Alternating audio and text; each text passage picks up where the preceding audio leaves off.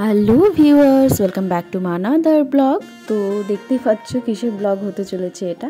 হ্যাঁ, আজকে আমার বার্থডে ছিল, তো সেটারই ছোট্ট করে একটা সেলিব্রেশন ছিল, সেটারই সবাই মিলে একসাথে হয়েছে। তবে আমার জন্মদিন সরস্বতী পুজোর দিনেই, সরস্বতী পুজো কাটিয়ে তারপরে কাজ করে এখানে এসেছি। আর সোনু ছোট্ট করে একটা আয়োজন করেছিল এই বাড়িতে, আমার জানা ছিল না যে এরকম করে আয়োজন করবে। তো যাই হোক, আমাকে বাড়িতে ডেকেছিল, আমি কাজের পরে বাড়িতে এসেছি। তো এসে তো সবাইকে একসাথে দেখে ভীষণ মজা লাগছিল। তো সবাই এখানে বসে পড়েছি একসাথে, আর ঘরটাকে একটু একটু সাজিয়েছে। আর আমার সোনামাকে দেখো, ভীষণ এক্সাইটেড, একটু ভয়ও পাচ্ছে, যদিও বা অনেক চিৎকার চেঁচামেচি হচ্ছিল সেই জন্য।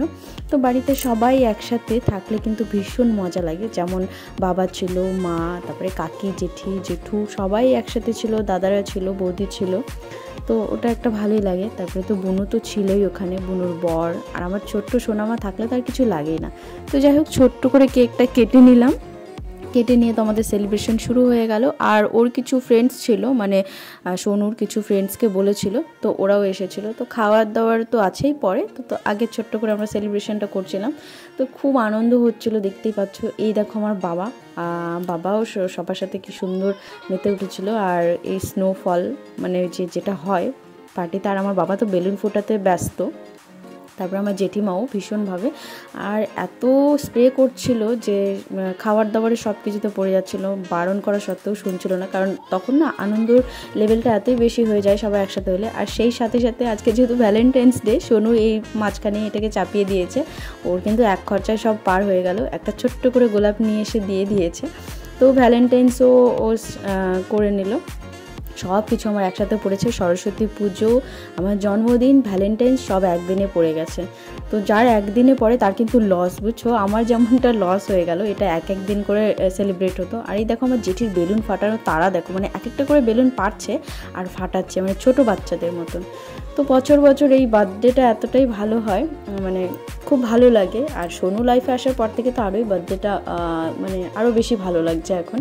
তখন তো একটা ছিল বাবা মারা করতো বাড়িতে, আর আরেকজন এসে যদি সেটাকে আরও স্পেশালভাবে করে তো সেটা আরোই ভালো লাগে। তবে এরকমটা না যে হিউজ পরিমাণে কোনো রকম ডেকোরেশন করেছে বা কিছু, সেটা না, কিন্তু সবাই মিলে একসাথে থাকার আনন্দ মজা, সেটা ছোট হলেও কিন্তু ভালো লাগে, তাই না?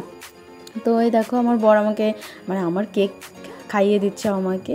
আর ও কিন্তু এই হালকার মাঝখানে পার করে দিল আজকের ভ্যালেন্টাইন্স ডেটা। আর সব কিছুর মাঝখানে ওর বদমাশি তো শুরু হবেই, সেটা একদম জানা কথা, ও করেই এরকমটা। আর এই দেখো আমার জেঠি খাওয়াচ্ছে, সবাই একে একে আমাকে খাইয়ে দিচ্ছে। মানে আমি যদিও বা আজকে বার্থডে গার্ল তো হবেই, তো সবাই খাইয়ে দিচ্ছে। তারপরে সবার মতন গল্প আনন্দ এটা তো লেগে আছে। খাবারের ছিল চিকেন, মাটন, সঙ্গে ছিল ডাল, ভেজ, পনিরের তরকারি, এগুলো সব কিছুই ছিল। তো এগুলো খাওয়া দাওয়ার পরে হবে।